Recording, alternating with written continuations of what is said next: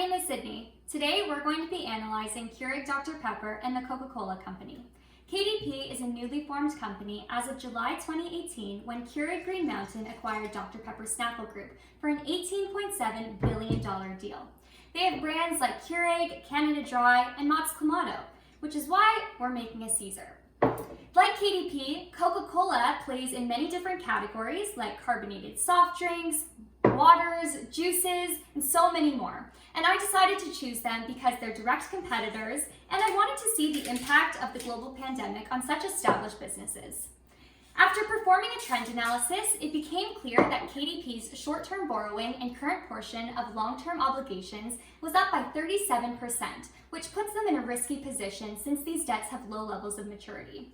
This was initially a concern, but when you take a look at their cash, it's up by 155%, which helps mitigate the risk of their inability to pay off their short-term obligations.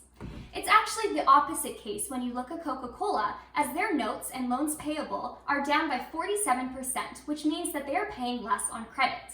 Due to this, you would think that their cash would be at risk. However, they have still maintained a solid cash position with growth of 76% versus last year. Cash was down by 17% last year, meaning that they are now in a much better position. Their long-term debt is up by 44% as they continue to acquire new companies. Both companies have positive cash, margin, and net income. And although they're similar, Coca-Cola is in a position of weakness right now, as their revenues and net income are down by 13% and 9% respectively.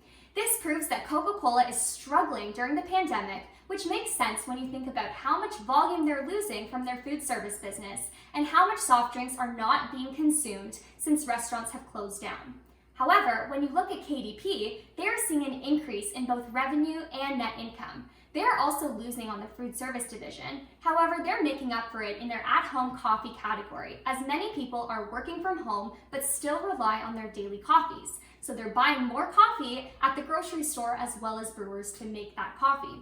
KDP has been able to redeem most of its lost volume, but their key competitors have not.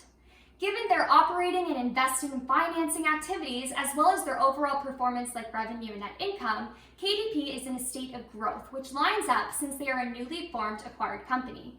Prior to this deal, DPSG was at a state of maturity, and Keurig was in the growth stage.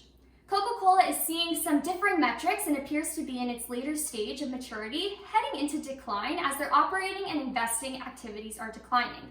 They're incurring a lot of debt right now to compensate for their maturity and are looking into brands to rejuvenate them and acquire them.